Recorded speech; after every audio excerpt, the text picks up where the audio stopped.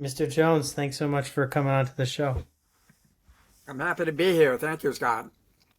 So I just want to start off by winding back the clock a little bit and talking about how you got interested in all of this. I read in the book, you were part of the Daily Princetonian as an undergraduate. I also was a part of the Daily Princetonian my freshman and sophomore year, or maybe it was just my freshman year. But could you give us some of the cliff notes on how you got interested in some of this stuff leading up to your time at People? Well, like many of us, I had childhood heroes and celebrities I admired, and they were typically baseball players or athletes of some kind. Mm, Uh, then when I got to singers, I like Chuck Berry, I like Tina mm, Turner from my native St. Louis. mm, Um, but when I got to Princeton, I wondered about trying out for the Daily Princetonian. mm. And the editor said, okay, well, why don't you go interview Malcolm X? He's coming to Princeton tomorrow. Yeah. And he was coming to the Firestone Library at the at a panel discussion of a small group. And so I said, well, he's not going to want to meet me. He's not going to want to meet a white privileged Ivy League kid. And, Yeah. and this is somebody I thought of as a terrorist. Mm, White people were evil. mm. Now, so what was illuminating was when I met him, I was completely wrong. He couldn't have been better. He couldn't have been more decent. He was a professorial. He was informative. He was genuinely a gentleman. And so it was my first lesson in celebrity.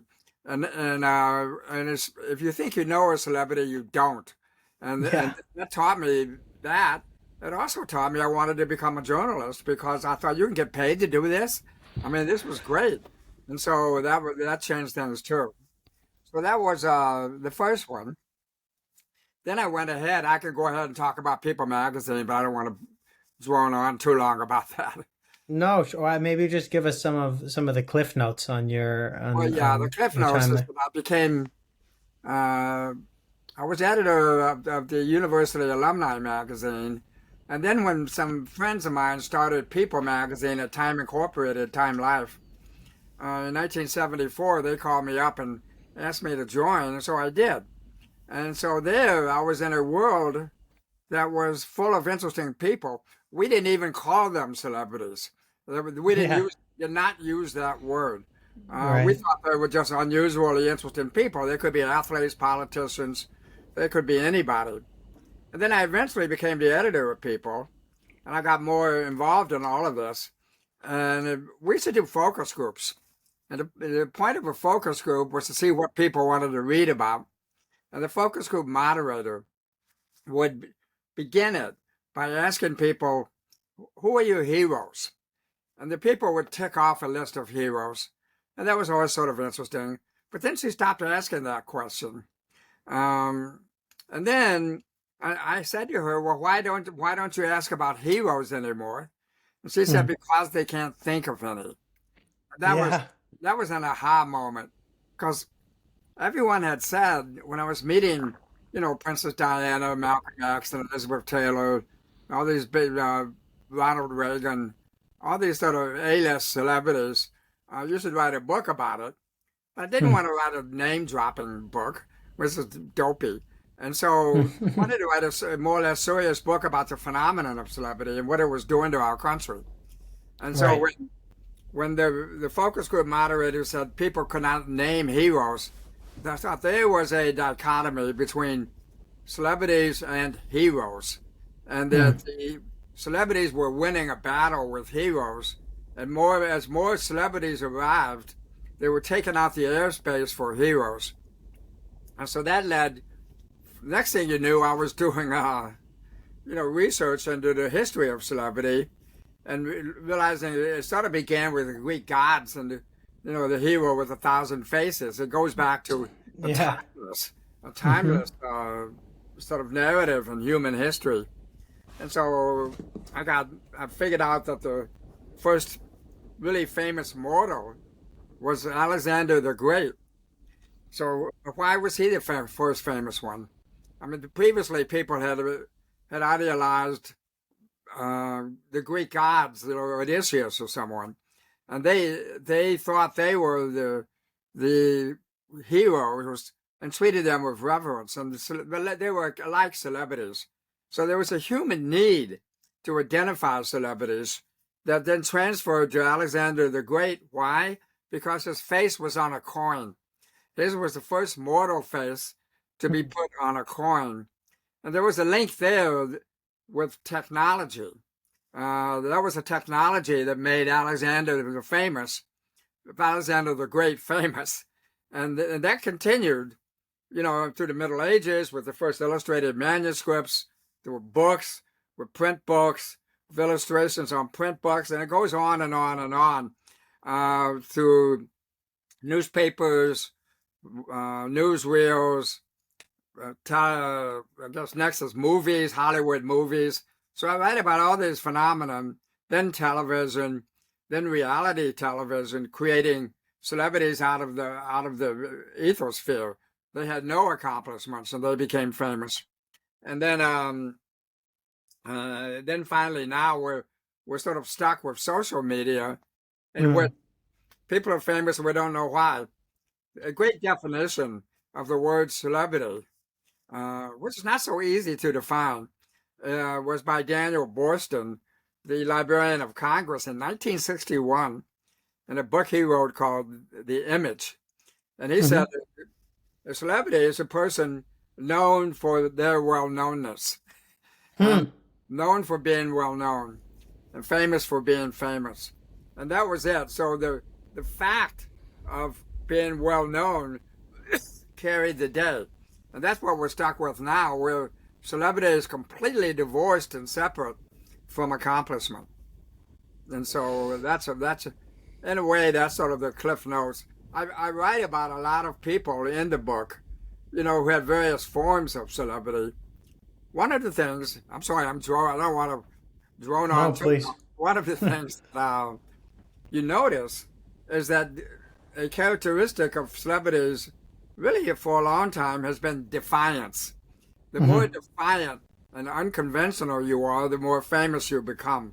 And so we saw this with Oscar Wilde. We saw this in a way with John Keats. We saw this with Calamity Jane. We saw it with Wild Bill Hickok. We saw it a little bit with him. Buffalo Bill Cody. Buffalo Bill Cody, Buffalo Bill. They were defiant. And Sarah Bernhardt, the actress, another defiant celebrity who sort of reveled in their unconventionality. And so that continued, and that brings us all the way up to someone like Donald Trump, a politician whose main characteristic is his defiance. Yeah, that's an interesting point. You mentioned Joseph Campbell, who, obviously wrote The Hero with a Thousand Faces. I found that thesis to be fascinating, and it challenged me to reconsider how story is crafted. And once you kind of see something in one context, you can't stop seeing it in other contexts. Just the Joseph Campbell book. But going back to some of the things you discuss in the book, just in terms of defining terms here, how would you describe the celebrity industrial complex? I mean, how did all of this start, and what did it become? So let's just start with the term celebrity industrial complex. What are the mechanisms at play? What is it? What are the mechanisms at play here? It sounds like, from what you've described, a lot of the infrastructure for this is baked into thousands of years of human civilization, going back to Alexander the Great, and just how we organize ourselves in a society. But could you talk a little bit about the celebrity industrial complex? Sure. The machinery that makes it work is a collaboration between the media, the means of communication, and nowadays, of course, it's called social media is a prominent one, and the media and the marketers, people who have something to sell, So they pay the media to do it. And what do they want? They want eyeballs. And so anybody that can get them eyeballs, it works. And so the celebrities can get them eyeballs. And so it's a combination of a conspiracy between the marketers, the media, the celebrities themselves, who are anointed as celebrities, and the willing consumers who buy it. And so Hmm. they're the eyeballs that are delivered. And so it's all of those things coming together, media, marketers, celebrities, and a willing public that makes the celebrity industrial complex so powerful. I was thinking of it just recently, reading about Prince Harry and Hmm. his lawsuit against the British tabloids. And I mean, in a way, he wants to have it both ways. He wants to be a celebrity and take advantage of it and do interviews on Oprah and sell bestsellers to the public with a ghostwriter. But then he also is a critic of it, and a very vehement critic of what the media has done to him. And so it made him into an object that was an object sold on the media to the public. And so it's a pretty good example of the closed circuit that the celebrity industrial complex, or the closed cycle of the celebrity industrial complex.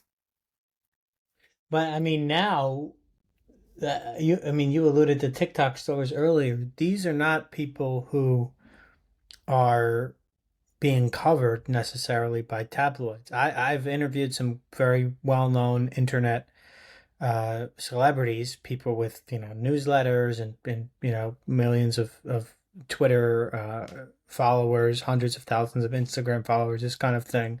Um, and yet they're not the people showing up in the New York Times feature section, or even the New York Post for that matter. The one guy in particular, Sahil Bloom, who was on this show, um, he writes a newsletter that has hundreds of thousands of subscribers. He's got tons of Twitter followers. I think he might have more than 1 million. I honestly don't know. I don't use Twitter, but he's a internet guy, and he's well known in the spheres of the internet. But he was able to do that without the mouthpiece of tabloids. So I mean, it's also a change in technology, I think, or a change in the kinds of media that people consume, really. Um, but I don't know. What do you? That's just Well, something would that you came to call mind. You don't is it need tabloids to become a celebrity anymore. There's the people shaking. Mr. Lee because of his exposure on the internet? Would I call him a celebrity? I don't Yes. know. That depends how we define the term, of course. But he's obviously well known in a special field. Um, yeah, I don't know. To me, these celebrities are widely known by almost everybody. So it's face recognition, Yeah. and face recognition is important here. And name going back to Alexander the Great, and name recognition, and it's a sort of reverence people give to these people. I mean, one of the things I did was I looked up the roots of the word celebrity, and it comes to celebrant, but pretty soon it becomes a celebrant as a Catholic priest in a mass who convenes a mass, and it's the link Oh. between people and the divine. And so the Mm. celebrity is there, so a person can celebrate a mass, but also a widow can celebrate her husband's funeral, and so which is sort of funny, but it's an innate human characteristic to do that link with the divine and the reverential that somehow is splashed out of the tub and embraced celebrities with it, what we now call celebrities. Yeah, actually, I'm in Paris right now. And the word for single in French is célibataire. Like, interestingly, single meaning unpartnered. You don't have a wife or a husband. Um, And I mean, perhaps there's something to the root about standing alone, not being together with the rest of the people, with another person, with other people. Like the idea that being single is the celebrity has to maybe stand alone, some kind of, like you have to stand alone to watch the crowd kind of thing. You talked about defiance earlier. I wonder if in the etymology of the word there's something there. We'd have to look it up, perhaps. Well, I agree. I can't really add much more to what you said, but but So talk to me a little bit about heroes and celebrities, and how in America we've come to conflate the two, perhaps. Is it that because we are devoid of heroes, we turn to celebrities as people up to whom we can look, or how did the two become conflated within yeah, it's something. the popular American imagination? Yeah, it's something like that. They're filling the gap. I write about this in my book, and if you don't mind, I'll just mention what I say No, about. please do. So I say a bunch of definitions. A hero is distinguished by achievement. The celebrity is distinguished by image or trademark. The hero creates fame by extraordinary actions and achievements. The celebrity is created by the media, as I just said. The hero is a big person. The celebrity is a big name. And that's an Mm, important distinction. Now, this is getting very important. The hero represents community values, and the celebrity stands for individual values. And one of mm. the things I looked at a number of scholarly studies about celebrity culture. And believe it or not, celebrity studies is a burgeoning academic discipline these days.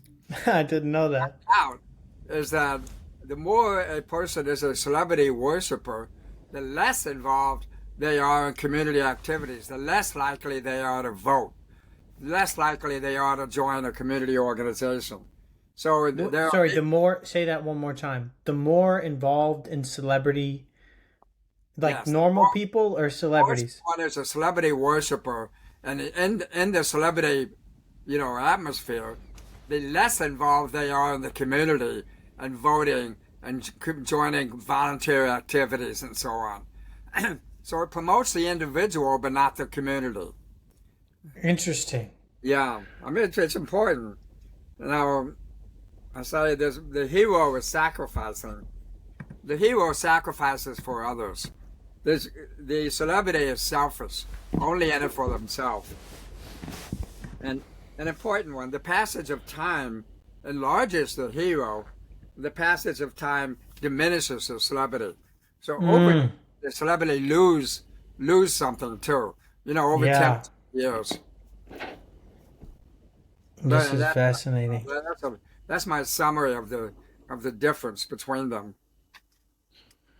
I want to It's say more because I would like to hope that the everyone is beginning to see the weaknesses of the celebrity culture and looking for ways to talk about heroes, to celebrate, quote, celebrate heroes more than they are now.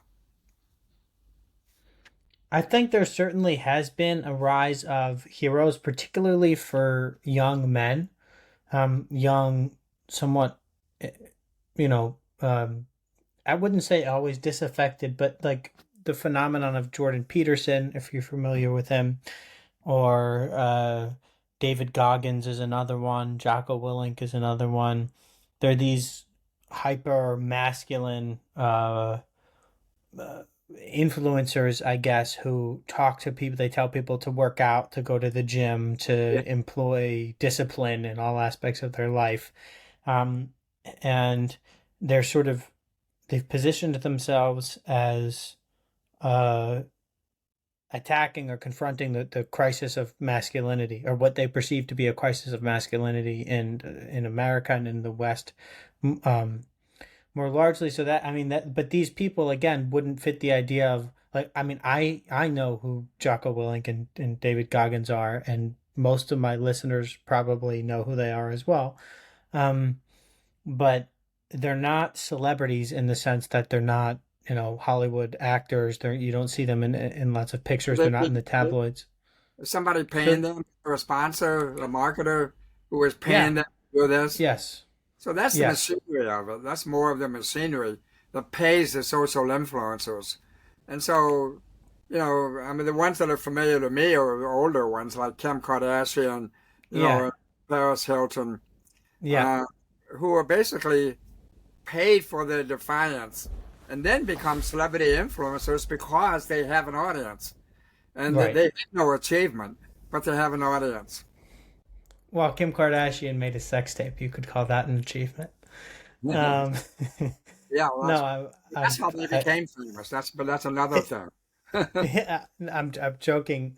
No, I guess I was using the examples of these guys, to illustrate that they're filling themselves. They're more heroes to a lot of young men than celebrities. They fall more into the hero category. Like you see an 18-year-old kid saying, "I want to be like him." Um, so that's the point I was just trying to make on that. But I mean, on the subject of peering into people's lives, I mean, Paris Hilton is an interesting example. Britney Spears is another one. Kim Kardashian. I mean, Britney Spears was a singer, but um, on the subject of the appeal and attraction of celebrity, I especially today in the 21st century, it seems that there's something that this has something to do with living vicariously through other people. Like people have normal lives, they have 9 to 5 jobs, they have families, they have mortgages and, car payments and all of this kind of things. Um, and they see these celebrities doing incredible things, and they think to themselves, I could be like them, or they sort of take a break from the monotony of everyday life, and they kind of live vicariously through the celebrities in a way that's almost voyeuristic. I mean, what Yeah. would you say about this vicarious living and then this voyeurism of like peering into other people's lives? I mean, they're distinct, right? Like the vicarious living, I guess, is I could be like them. And then the voyeurism is sort of this weird, slightly perverted human tendency to want to know what other people are doing, to want to be let in on the most private aspects of other people's lives. And the weird part is that these aren't even people that you know, they're strangers. So, Right. what would you say on the subject of voyeurism or vicarious living? That's right. You phrased it very well there. I tried to look at my book at this a little bit, and what you come up against is, or with, is what a psychologist would call a parasocial relationship. And these are all parasocial relationships. And what's that? Well, it means a relationship that's a one-way street, where there's you feel a degree of intimacy with someone, and in this case, celebrities, and but that they don't know you. So it's a one-way street. But people buy into it, and so they have a parasocial relationship. Sometimes there's an element of my German is terrible, Schadenfreude in it. Yeah, So you take Schadenfreude. pleasure in Yeah. their problems and you like to talk about it. Um, but that's really all it is. It just becomes a method of talking about it. I remember when People magazine, when I was the editor, we had a lot of covers about Princess Diana, Hmm. and who I actually met at one point, 2 points. But I was going to interview Bill and Hillary Clinton in Little Rock when he was running for president, and I bought a copy of just off the presses of the cover of People with Princess Diana on it, and the cover said something like, the Battle of the Whales and her marital problems. And so I handed it to Hillary Clinton, and she took it and she held it up in the light, and she said, first thing I ever heard her say was, "Oh, they never should have married so young." And so she had an opinion about Princess Diana, who she did not know, and who did not know her, but it did not stop her from having an opinion about Princess Diana's personal life. In a kind of parasocial way. I mean, Yeah, I understand this the parasocial relationship very well. I myself, while an undergrad at Princeton, published a memoir about my own life, Mm. including my time at Princeton. Uh-huh. And Oh, I I will think read that. there's certainly there's better things you could read, but there's certainly something to be said about um, people who don't know you thinking that they know you. I mean, you started this. I don't consider myself to be a celebrity, but you started this interview by saying, if you think you know a celebrity, you're wrong. And I think that with TikTok and Instagram and all of the other conduits for publicity nowadays, people do feel that they know these others because the others are talking directly to them on the phone on a personal device every day. They're using words like you. I mean, I do some of this as well, and I just wonder if that doesn't come with some certain kinds of consequence. I mean, I think it comes with positive and negative consequences. Of being able, if you have a really positive message, then you can reach more people with that message. But the parasocial relationship is interesting, and I think it's characteristic of a lot of how social media is engaged with today. I don't know. And this is towards the end of your book that you talk about this. Yeah. One of the people who seems to generate a lot of this, and you may know it better than me, is Taylor Swift. And Yeah. no, she's wildly popular, Yep. and people feel, I'm not quite sure of the reason, but maybe the lyrics of her songs and the message, they feel a certain intimacy with her, and which I find sort of fascinating, and would like to hear more about that. And some of it comes from from young people, but it also comes from older baby boomers and previous generations who likewise feel a certain intimacy with Taylor Swift. So I don't know, she's a good example of that the parasocial relationship with a very broad appeal. Yeah, Uh, she is. right. I mean, okay, I mean Taylor Swift is certainly a key example here, but talk to me a little bit about what sells, you know? Like you describe in the book um this kind of authenticity that people crave. Like for example, Johnny Depp, he had you talk about Johnny Depp and Paris Hilton. Both of them had what may have previously been incidents that would be damning to their career, and yet they maintained their celebrity status, and they continue to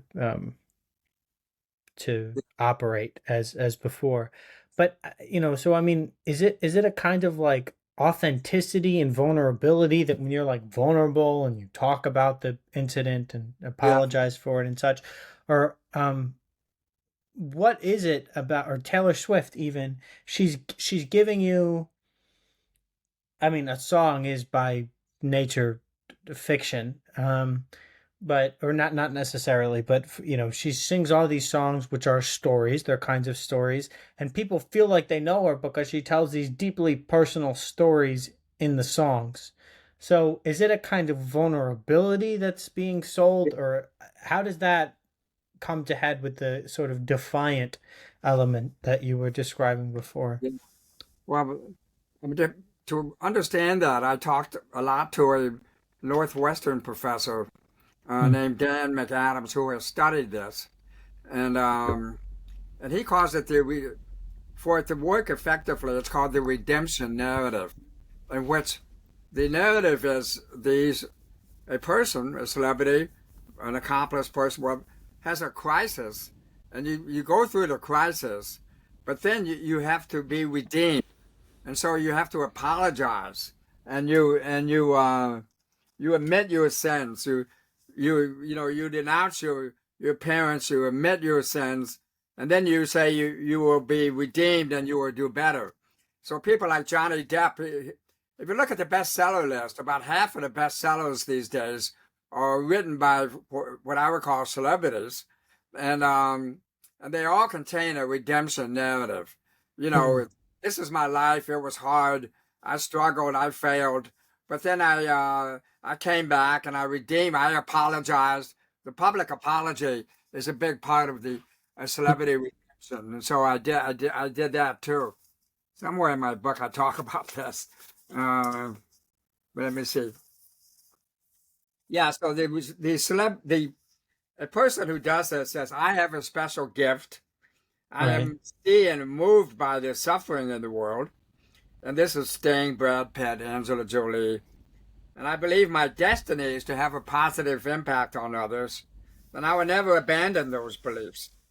So I try to reconcile my strengths and my needs for community. And bad things happen to me, but good outcomes follows. And my suffering is then redeemed. And I expect things I have generated to grow and flourish. And so that's the redemption narrative that you hear again and again in the case of celebrities. And that was from Dan McAdams. A history professor, Daniel Bell, well, I believe you have met, um, had just published a book called Men on Horseback. And Oh, it's about David Bell. David Bell.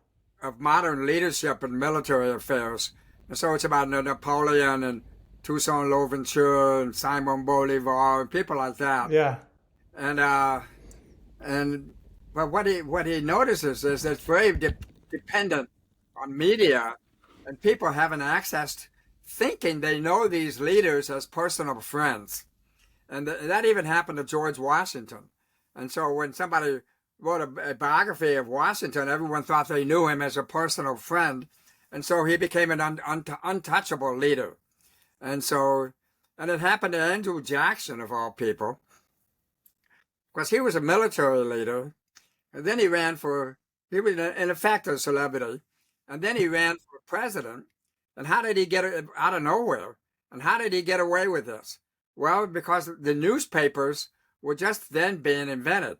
And so there were hundreds of newspapers for the first time in an American election. And Andrew Jackson got together with the people who owned the newspapers to get them behind him. And that's how, and in a large degree, how he became president. It's fascinating. I didn't know that. There's a Yeah. media machine at play. Jackson's a fascinating episode in American history. Yes. The Jacksonian era. I remember learning about it for the first time in AP US history.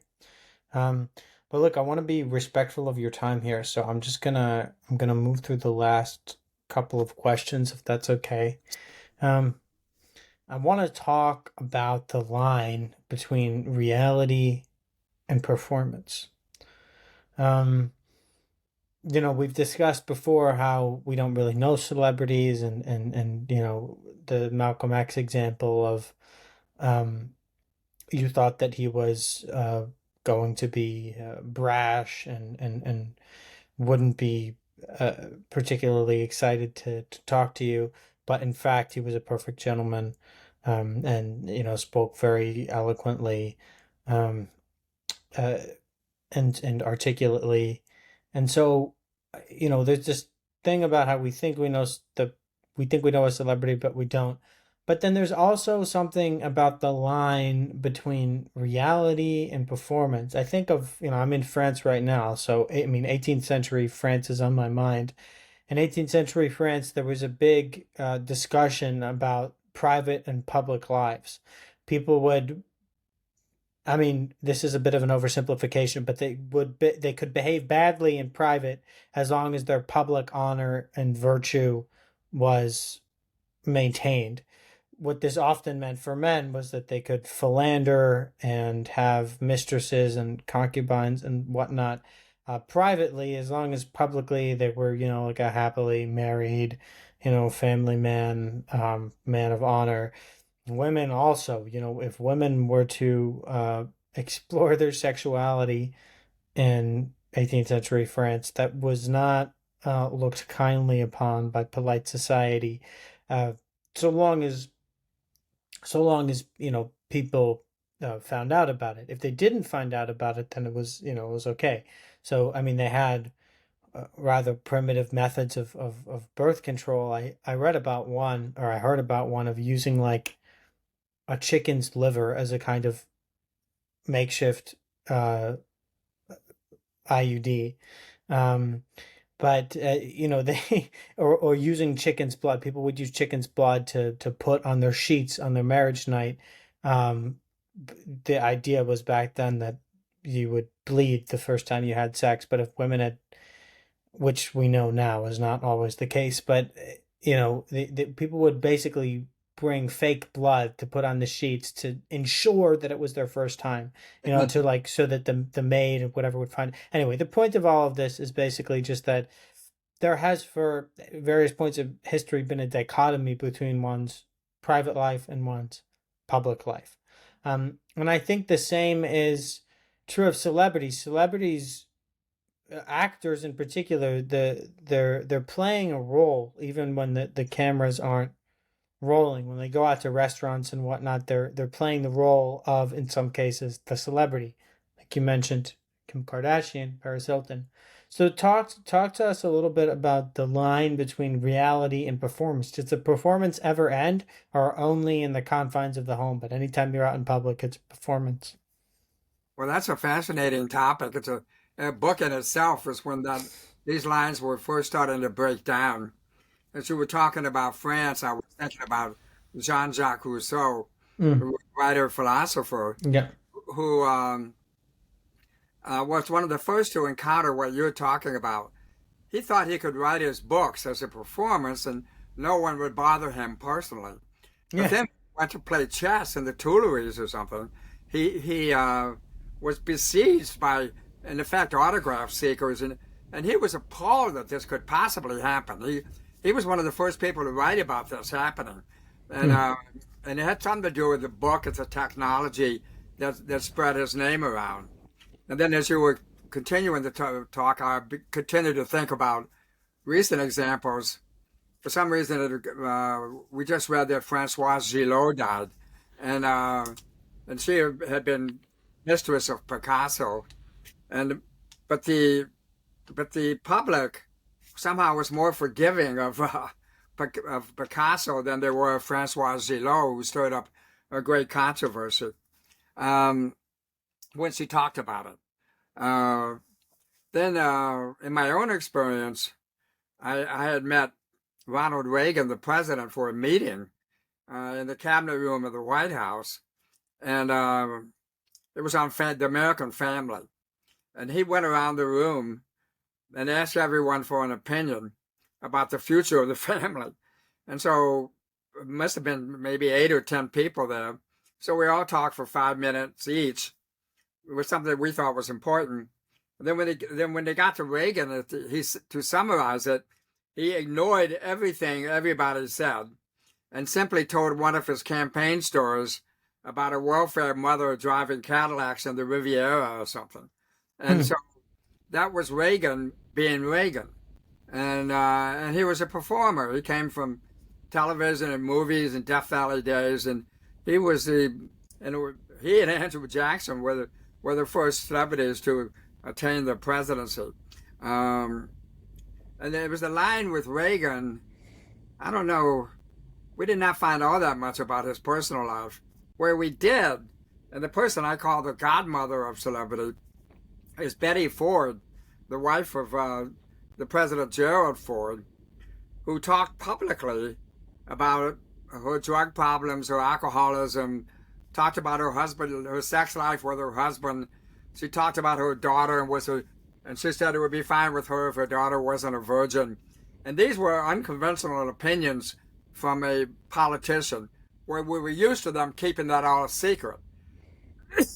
But she did not keep it a secret. She talked about it. And at the time, we thought, well, that was a good thing, because she was, she would destigmatize some things that needed to be destigmatized and talk about them. But it opened the doors for journalists to report on the private lives of not just the public lives of politicians, Right. freely. And so that's what we're living with that still. Unfortunately, or I mean, I don't know if it's unfortunate or not, but it seems to produce more negative outcomes than positive outcomes. Mhm. That we are so hung up on the intimate details because there's no line, right? It's not just, oh, I want to know who this person is dating. It's I want to know about this person's, every detail about them.